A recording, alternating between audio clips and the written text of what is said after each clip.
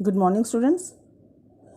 We are doing chapter 6, The Crisis of Democratic Order, and today we will discuss controversies regarding emergency. In our previous video, we have discussed that on 25th June 1975, emergency was imposed in India, and we have also seen the consequences of it. Now today we will discuss the controversies regarding emergency.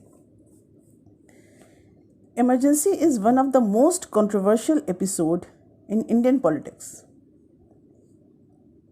Indian politics में emergency जो है वो अब तक का सबसे controversial episode है और आज भी टाइम टू टाइम इसको कोट किया जाता है। और इम्पॉर्टेंट और कंट्रोवर्शियल एपिसोड क्यों है? क्योंकि ये वो टाइम था जब एक बार ऐसा लगा कि शायद डेमोक्रेटिक स्ट्रक्चर जो हमारा वो शेक करने लगा है। One reason is that there are differing viewpoints about the need to declare emergency. और ये जो इतना कंट्रोवर्शियल एपिसोड था उसका एक कारण ये था कि इमरजेंसी डिक्लेयर करने का अलग अलग पॉइंट ऑफ व्यू था। Another reason is that using the power given by the Constitution, the government practically suspended the democratic functioning. दूसरा कारण क्या था कि कॉन्स्टिट्यूशन से जो पावर मिला हुआ है उस पावर को यूज़ करके गवर्नमेंट ने डेमोक्रेसी को, डेमोक्रेटिक फंक्शनिंग को सस्पेंडेड करने की कोशिश की। As the investigation by the Shah Commission after the emergency found out, there were many excesses committed during the emergency. Emergency के बाद जब उसके इन्वेस्टिगेशन के लिए शाह कमीशन बिठाया गया तो शाह कमीशन की रिपोर्ट में भी ये बात एक्सेप्ट की गई कि ड्यूरिंग इमरजेंसी बहुत एक्सेसिव मेजर्स जो हैं वो यूज़ किए गए थे। And finally there are varying assessment of what the lesson of emergency are for the practice of democracy in India. और अब हम उस चीज़ को एसेस कर सकते हैं कि इंडिया में जो डेमोक्रेसी सस्पेंड करने की जो ये कोशिश थी उसका हमने क्या लेसन लिया, इमरजेंसी का हमें क्या लेसन मिला। तो सबसे पहले क्वेश्चन ये अराइज होता है कि वॉज द इमरजेंसी नेसेसरी? क्या इमरजेंसी लगाना इतना ज़रूरी था? The constitution simply mentioned internal disturbance as the reason for declaring emergency. Constitution में जो इमरजेंसी के लिए जो प्रोविज़न है वो उस सिचुएशन के लिए बनाया गया है जब इंटरनल डिस्टर्बेंस हो। ठीक है, तो उसमें सिंपली मेंशन है कि इंटरनल डिस्टर्बेंस अगर हो तो इमरजेंसी डिक्लेयर किया जा सकता है। और बिफोर 1975 इमरजेंसी कभी भी डिक्लेयर नहीं की गई। ठीक है, उसकी घोषणा कभी भी नहीं की गई इस ग्राउंड पर कि इंटरनल डिस्टर्बेंस है। We have noted that agitation were going on in many parts of the country. Was this reason enough for declaring emergency? तो हमने देखा कि कंट्री के बहुत सारे पार्ट में एजिटेशन हो रहा था, तो सिर्फ इसलिए कि एजिटेशन हो रहा था क्या ये अपने आप में इनफ रीज़न था इमरजेंसी डिक्लेयर करने का? The government argued that in a democracy the opposition party must allow the elected ruling party to govern according to its policies. अब जो गवर्नमेंट जिसने इमरजेंसी लगाया था उसने अपना पॉइंट ऑफ व्यू दिया कि अपोजिशन पार्टी को गवर्नमेंट को काम करने देना चाहिए उसकी पॉलिसी के अकॉर्डिंग। अगर कोई गवर्नमेंट इलेक्टेड गवर्नमेंट है तो वो अपनी जिस भी पॉलिसी के काम करना चाहती है उसको काम करने देना चाहिए, ऑपोजिशन को उन्हें उसे डिस्टर्ब नहीं करना चाहिए. It felt that frequent recourse to agitations, protest and collective action are not good for democracy. और गवर्नमेंट का ये मानना था कि जो फ्रीक्वेंट एजिटेशंस हो रहे थे और जो ये प्रोटेस्ट हो रहा था और कलेक्टिव एक्शंस हो रहा था, ये सारा डेमोक्रेसी के लिए सही नहीं है. Supporters of Indira Gandhi also held that in a democracy you cannot continuously have extra parliamentary politics targeting the government.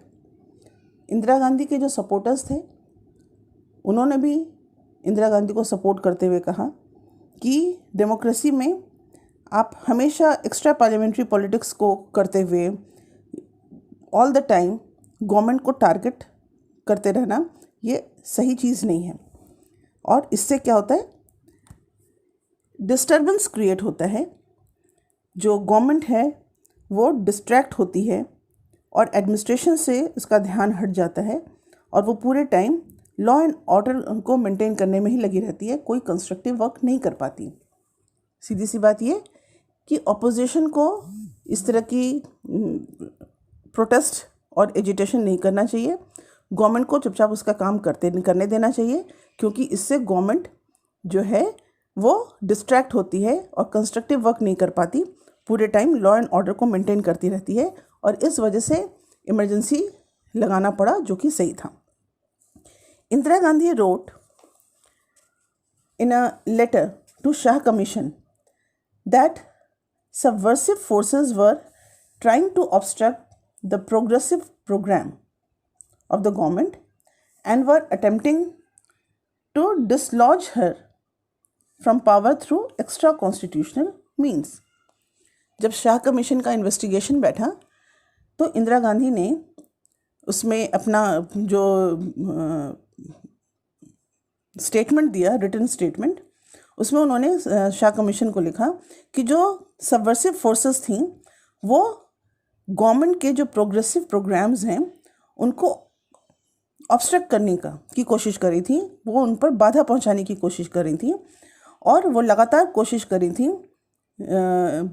कि वो इंदिरा गांधी को एक्स्ट्रा कॉन्स्टिट्यूशनल तरीके से उनके पावर से, उनके पोस्ट से हटा दिया जाए. Some other parties like CPI that continued to back the Congress during the emergency also believe that there was an international conspiracy against the unity of India. जैसा कि आपको पता ही है कि इंदिरा गांधी को CPI सपोर्ट कर रही थी और इस मुद्दे पर भी CPI ने कांग्रेस को सपोर्ट किया इमरजेंसी के दौरान भी. और उसका भी ये मानना था कि इंडिया के अगेंस्ट कुछ इंटरनेशनल कॉन्स्पिरेसी जो है हो रही है, जिससे कि इंडिया यूनाइटेड न रह सके. It believe that in such circumstances some restrictions on agitations were justified. और इसलिए CPI का भी ये मानना था कि ऐसे सिचुएशन में जब इंडिया की यूनिटी के अगेंस्ट कोई कॉन्स्पिरेसी, इंटरनेशनल कॉन्स्पिरेसी हो रही है, तो ऐसे सर्कमस्टांसेस में रेस्ट्रिक्शंस लगाया जाना जस्टिफाइड है. The CPI felt that the agitation led by JP were mainly by the middle classes who were opposed to the radical policies of Congress party. ठीक है, CPI का क्या कहना था कि जयप्रकाश नारायण के लीडरशिप में जो एजिटेशन हो रहे थे वो जनरली मिडिल क्लास के द्वारा किए जा रहे थे. मतलब ये मिडिल क्लास का एजिटेशन था और जो कि कांग्रेस की जो रेडिकल पॉलिसीज़ थी उनके अगेंस्ट थे ये middle class. After the emergency, the CPI felt that its assessment was mistaken and that it was an error to have supported the emergency. लेकिन जब इमरजेंसी ख़त्म हो गया और जब सारे उसके कॉन्सिक्वेंसेस सामने आए और सारी चीज़ें, तो उसके बाद शुरू में तो CPI ने सपोर्ट किया कांग्रेस को, लेकिन इमरजेंसी के बाद CPI ने ये महसूस किया कि उसका असेसमेंट गलत था और इमरजेंसी को सपोर्ट करना उसकी बड़ी भूल थी। On the other hand, the critics of the emergency argued that ever since the freedom movement, Indian politics had a history of popular struggles. JP and many other opposition leaders felt that in a democracy, people had the right to publicly protest against the government. वहीं दूसरी तरफ जो लोग emergency के critics थे, जो emergency को criticise कर रहे थे, उनका आर्ग्यूमेंट क्या था? उनका आर्ग्यूमेंट ये था कि पूरे नेशनल जो हमारा जो फ्रीडम मूवमेंट था, ब्रिटिशर्स के ख़िलाफ़ हमारा जो फ्रीडम मूवमेंट था, उस पूरे फ्रीडम मूवमेंट में इंडिया की पॉलिटिकल हिस्ट्री में देखा जाए तो इस तरह के बहुत सारे पॉपुलर स्ट्रगल्स होते आए हैं। और जयप्रकाश नारायण और जो दूसरे पार्टी के लीडर्स थे, उनका ये मानना था कि डेमोक्रेसी में इस तरह के एजिटेशंस जो हैं, ऑपोजिशन लीडर जो इस तरह के एजिटेशंस जो हैं वो कॉमन होते हैं, और डेमोक्रेसी में लोगों का ये अधिकार है कि वो पब्लिकली प्रोटेस्ट करें गवर्नमेंट के अगेंस्ट। अगर गवर्नमेंट की कोई पॉलिसी उनको पसंद नहीं आती तो पब्लिकली प्रोटेस्ट करने का उनके पास राइट है, उनके पास डेमोक्रेटिक राइट है। The Bihar and Gujarat agitations were mostly peaceful and non violent. और ये जो प्रोटेस्ट, स्टूडेंट प्रोटेस्ट था, क्योंकि हमने इसके पहले भी पढ़ा कि जयप्रकाश नारायण ने कहा था कि ये प्रोटेस्ट वायलेंट नहीं होना चाहिए, और बिहार और गुजरात में जो स्टूडेंट एजिटेशन था वो बहुत ही पीसफुल और नॉन वायलेंट था। Those who were arrested were never tried for any anti-national activity. और जिन लोगों को अरेस्ट किया गया था उन लोगों ने कभी भी अपने जीवन में कोई एंटी नेशनल एक्टिविटी कभी नहीं की थी। No case were registered against most of the detainees. और जिन लोगों को अरेस्ट किया गया था, जिन लोगों को डिटेन किया गया था, उनके खिलाफ कभी भी कोई भी केस रजिस्टर नहीं किया गया। सब सीधे साधे और लॉ ओबेइंग पर्सन थे। The home ministry which is interested with the responsibility of monitoring the internal situation of the country also did not express any concern about the law and order situation in the country. साथ ही साथ जो emergency के critics थे, उनका ये भी कहना था कि होम मिनिस्ट्री, जिसके पास ये रिस्पॉन्सिबिलिटी है कि वो इन सारी चीज़ों को मॉनिटर करे कि इंटरनल डिस्टर्बेंस है या नहीं, हो रहा है या नहीं, तो होम मिनिस्ट्री ने भी इस तरह की किसी कंसर्न को नहीं बताया। उन्होंने भी कभी नहीं बताया कि कुछ इस तरह के इंटरनल डिस्टर्बेंस की सिचुएशन है। If some agitations had overstepped their limits, the government had enough routine power to deal with it. और साथ ही साथ जो क्रिटिक्स हैं उनके थ्रू ये भी कहा गया कि अगर कोई एजिटेशन अगर ऐसा था जो ओवरस्टेप्ड हो रहा था, जो अपने लिमिट से आगे जा रहा था, तो गवर्नमेंट के पास ऐसे बहुत सारे रूटीन पावर हैं उसको डील करने के लिए। There was no need to suspend democratic functioning and use draconian measures like the emergency for that. और इसलिए क्रिटिक्स का कहना था कि गवर्नमेंट के पास और भी तरीके होते हैं इस तरह की सिचुएशन को डील करने के लिए। उसके लिए डेमोक्रेटिक फंक्शनिंग को अलग कर देना, सस्पेंड कर देना, और जो पीपल के जो डेमोक्रेटिक राइट्स हैं उनको ख़त्म कर देना, और ड्रैकोनियन मेजर्स, इतने मतलब भयावह तरीके से उसको डील करना, ये सही नहीं था। The threat was not to the unity and integrity of the country but to the ruling party and to the prime minister herself. Critics का ये भी कहना था कि कोई इंटरनल डिस्टर्बेंस नहीं था, किसी भी तरह से कंट्री की यूनिटी और इंटीग्रिटी पे कोई खतरा नहीं था। खतरा था अगर तो वो रूलिंग पार्टी को था, कांग्रेस पार्टी को, और प्राइम मिनिस्टर को अपने पोस्ट से हट जाने का खतरा था। द क्रिटिक्स से that the Indira Gandhi misused a constitutional provision meant for saving the country to save her personal power. और सबसे बड़ा एलिगेशन ऑपोजिशन ने ये लगाया कि इंदिरा गांधी ने उन कॉन्स्टिट्यूशनल प्रोविजंस को जो कि कंट्री को सेव करने के लिए बनाए गए हैं, उन्होंने खुद को अपने पर्सनल यूज़ के लिए, अपने पर्सनल पावर को सेव करने के लिए उन कॉन्स्टिट्यूशनल प्रोविजंस को यूज़ किया. Now we will discuss what happened during emergency. Emergency के दौरान क्या हुआ, क्या क्या ऐसी चीज़ें हुई इमरजेंसी के दौरान. The actual implementation of the emergency is another contentious issue. Emergency को जो ये इम्प्लीमेंट किया गया, इसका जो एक्चुअल इम्प्लीमेंटेशन था वो अपने आप में एक बहुत ही कंटेंशियस इशू है. Did the government misuse it's emergency powers. अब यहाँ ये क्वेश्चन अराइज होता है कि क्या गवर्नमेंट ने इसमें अपने इमरजेंसी पावर को क्या मिसयूज़ किया था. Were there excesses and abuse of authority. क्या यहाँ पर पावर का मिसयूज़ हुआ था, अथॉरिटी, एक्सेस अथॉरिटी को यूज़ किया गया था और जो अथॉरिटीज़ हैं उनको उन्होंने मिसयूज़ किया था अपने पावर को. The government said that it wanted to use the emergency to bring law and order, restore efficiency and above all implement the pro poor welfare programme. ठीक है, तो गवर्नमेंट ने अपने बचाव में क्या कहा कि उन्होंने जो ये इमरजेंसी लगाया है वो लॉ एंड ऑर्डर को मेंटेन करने के लिए, साथ ही साथ जो एफिशिएंसी ऑफ वर्क है उसको रेस्टोर करने के लिए, और उससे भी ज़्यादा गवर्नमेंट जो ये प्रो पुअर वेलफेयर प्रोग्राम चला रही थी उसको इम्प्लीमेंट करने के लिए इमरजेंसी लगाया. For this purpose the government led by Indira Gandhi announced a 20-point program and declared its determination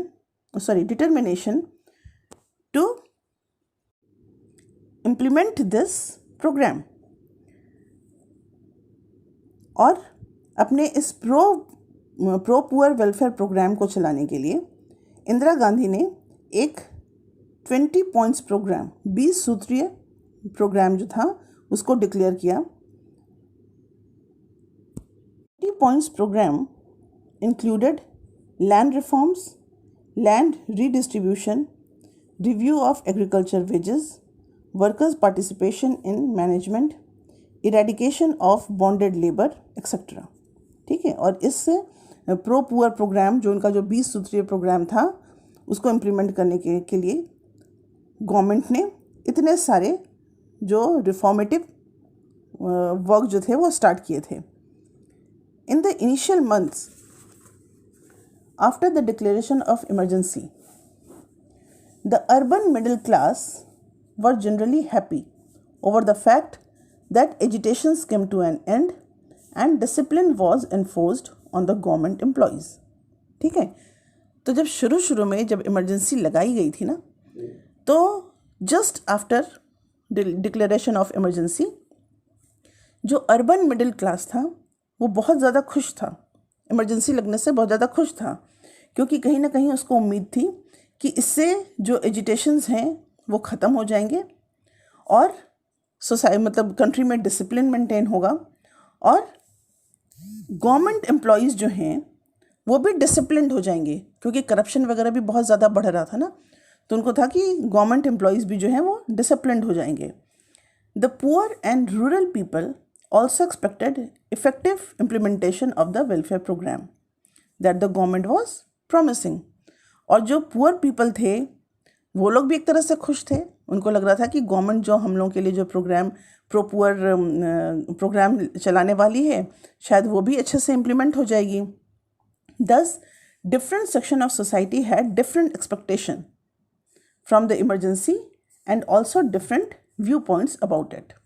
और इस तरह से जब शुरू में इमरजेंसी इम्पोज की गई थी तो डिफरेंट सेक्शन ऑफ सोसाइटी जो थे वो लोग खुश थे.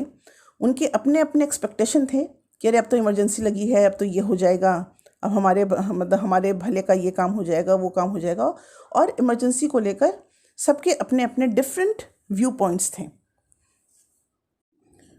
Critics of emergency point out that most of these promises by the government remain unfulfilled, that these were simply meant to divert attention from the excesses that were taking place. ठीक है, तो जो क्रिटिक्स, इमरजेंसी के जो critics हैं, उनका जो point of view था, उन्होंने कहा कि जो ये मैक्सिमम जो ये प्रोमिसेस थे गवर्नमेंट के, वो मतलब वो पूरे नहीं हो पाए, वो फुलफिल नहीं हो पाए। गवर्नमेंट ने जो जो प्रोमिसेस किए थे, तो most of these promises were unfulfilled. और ये जो इमरजेंसी था वो सिंपली इसलिए लगाया गया था जिससे लोगों का ध्यान गवर्नमेंट के इस फेलियर की तरफ न जाए, और वो जो एक्सेसेस जो कर रही थी गवर्नमेंट, उसकी तरफ ध्यान न जाए। उससे ध्यान हटाने के लिए ये सारे जो प्रोग्राम जो थे वो अनाउंस किए गए थे। The question of use of preventive detention on such a large scale, critics ने इतने लार्ज स्केल पर जो प्रिवेंटिव डिटेंशन किया था उस पर भी क्वेश्चन अराइज किया कि उसकी क्या ज़रूरत थी। We have noted that many prominent political leaders were arrested. ठीक है, हमने तो देखा कि जो मेन जो बड़े बड़े नेता थे वो सारे अरेस्ट कर लिए गए थे। In all 676 opposition leaders were arrested. The Shah Commission estimated that nearly 1,11,000 people were arrested under preventive detention laws. ठीक है, और जब ये इन्वेस्टिगेशन हुआ शाह कमीशन का, तो उसमें देखा गया कि जो बड़े बड़े जितने भी लीडर्स थे, पॉलिटिकल लीडर्स, चाहे वो MP हों, MLA हों या फिर ऐसी कोई लीडर, वो सारे के सारे अरेस्ट कर लिए गए। तो 676 ऑपोजिशन लीडर्स जो थे छोटे बड़े, वो सारे अरेस्ट कर लिए गए, और उनके अलावा भी 1,11,000 लोगों को अरेस्ट करके जेल में डाला गया था। Severe restrictions were put on the press में सीवियर रेस्ट्रिक्शंस लगाया गया था, sometimes without proper legal sanction. ठीक है, और ये जो रेस्ट्रिक्शन था वो विदाउट लीगल सैंक्शन ये रेस्ट्रिक्शन लगा दिया गया था। The Shah commission report mention that the general manager of Delhi power supply corporation received verbal order from the office of Lieutenant Governor of Delhi to cut electricity to all newspapers at 2 a.m. on 26 June 1975। ठीक है, तो Shah commission की report में जो आई उसमें ये भी mention है कि जो जनरल मैनेजर था पावर सप्लाई का, उसके पास कोई रिटन ऑर्डर भी नहीं था, उसके पास सिर्फ एक वर्बल ऑर्डर उसने रिसीव किया था लेफ्टिनेंट गवर्नर की ऑफिस से। कोई रिटन वो नहीं था, सिर्फ वर्बल इंफॉर्मेशन के अकॉर्डिंग उसने रात के 2 बजे सारे जो प्रेस थे उनकी इलेक्ट्रिसिटी काट दी थी। Electricity was restored 2 or 3 days later after the censorship apparatus had been set up। और ये जो प्रेस था उसकी बिजली 2 और 3 दिन बाद रिस्टोर की गई, और तब तक यहाँ पे जो सेंसरशिप का जो अपरेटस था उसको एस्टैब्लिश कर लिया गया कि जो भी न्यूज़ है वो किस तरह से एडिट किए जाएंगे। जब इसकी सारी पूरी व्यवस्था हो गई उसके बाद इलेक्ट्रिसिटी को रेस्टोर किया गया। Other and more serious allegation regarding the exercise of government power by people who held no official position. ठीक है, इमरजेंसी के दौरान एक और सीरियस एलिगेशन जो लगाया गया गवर्नमेंट के ऊपर वो ये था कि उस दौरान कुछ लोगों ने जिनके पास कोई ऑफिशियल पावर नहीं था, कोई ऑफिशियल पोजीशन नहीं था, उन लोगों के थ्रू भी बहुत सारे ऐसे काम किए गए, एक्सेसिव मेजर्स अपनाए गए। Sanjay Gandhi, the prime ministers youngest son, did not hold any official position at that time. ठीक है, उस समय संजय गांधी जो इंदिरा गांधी का छोटा बेटा था वो कोई पोजीशन होल्ड नहीं करता था, ना कांग्रेस के में कोई पोजीशन होल्ड करता था, न ही गवर्नमेंट में। Yet He gained control over the administration and allegedly interfered in the functioning of the government. और उसके बावजूद भी, जबकि उसका कोई पोस्ट होल्ड नहीं करता था, उसके बाद भी उसने सारा कंट्रोल, एडमिनिस्ट्रेशन का सारा कंट्रोल अपने हाथ में ले लिया और जो गवर्नमेंट फंक्शनिंग है उसको उसमें इंटरफेरेंस किया. His role in the demolition and forced sterilization in Delhi became very controversial. और उसने ये जो पुरानी दिल्ली का जो एरिया है उसमें जो डिमोलिशन वर्क कराया, पूरी के पूरे उसमें बुलडोजर चलवा दिया.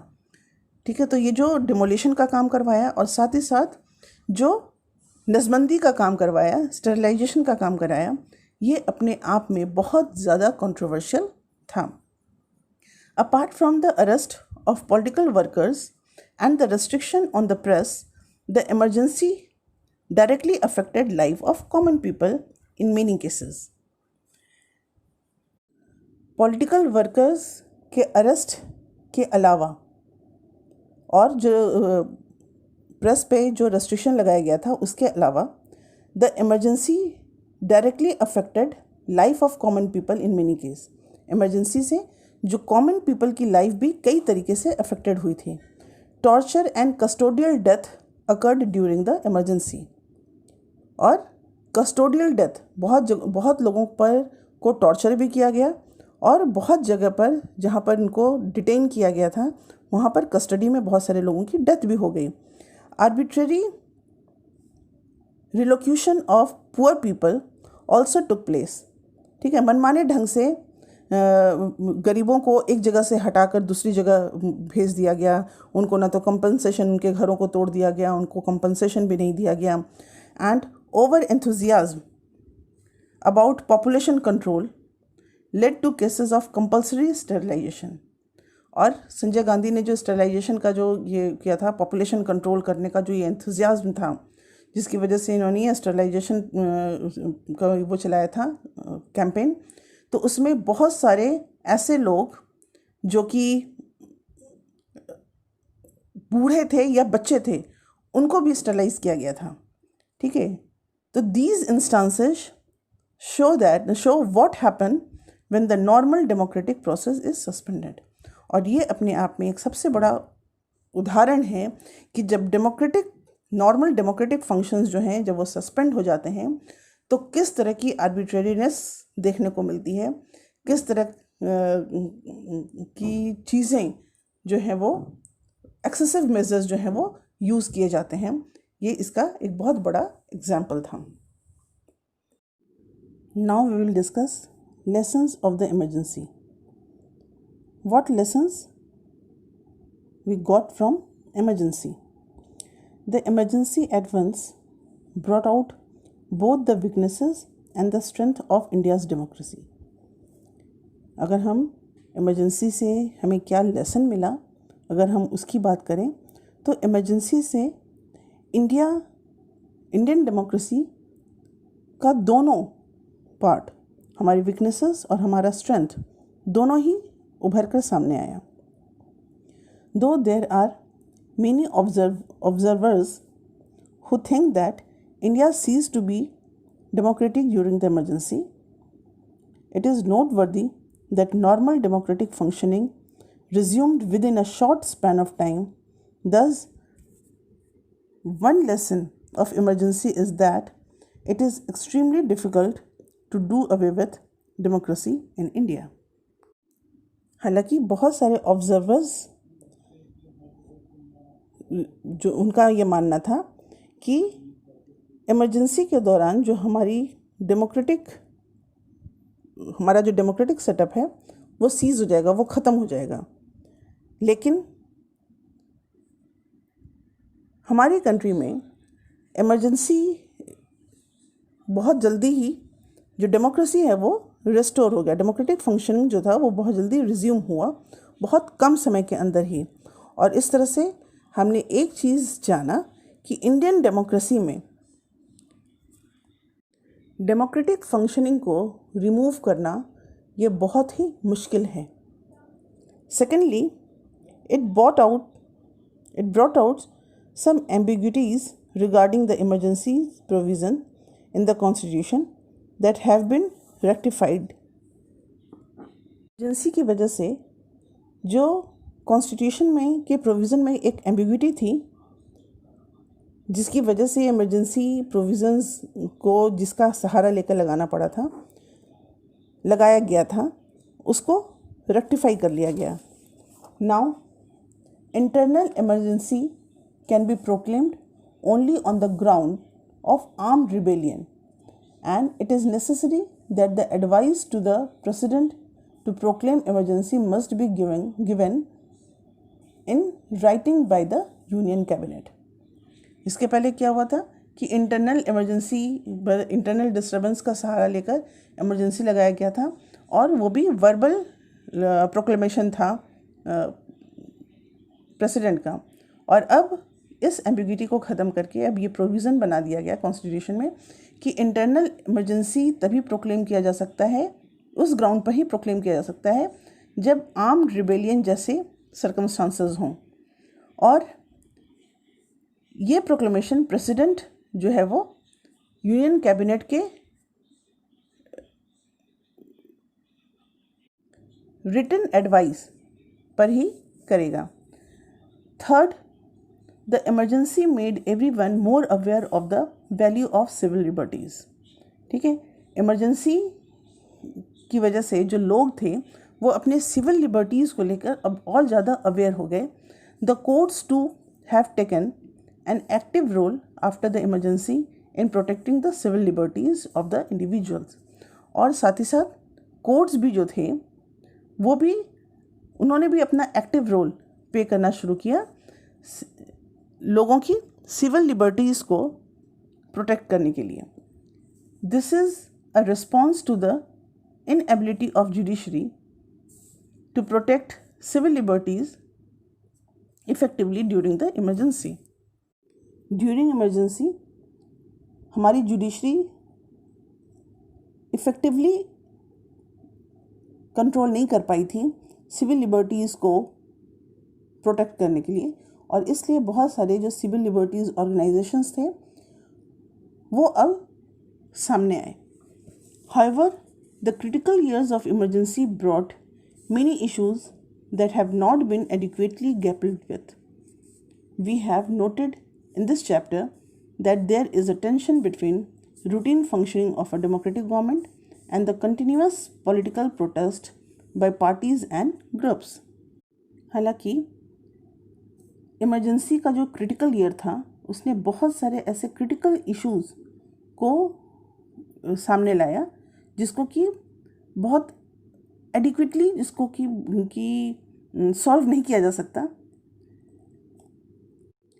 जैसे कि अगर देखा जाए कि ये देखना कि डेमोक्रेटिक गवर्नमेंट की रूटीन फंक्शनिंग और जो कंटिन्यूअस पॉलिटिकल प्रोटेस्ट जो पार्टीज़ और ग्रुप के द्वारा होते हैं उनके बीच में करेक्ट बैलेंस कैसे बिठाया जाए. Should the citizens have full freedom to engage in protest actively, और should they have no such right at all.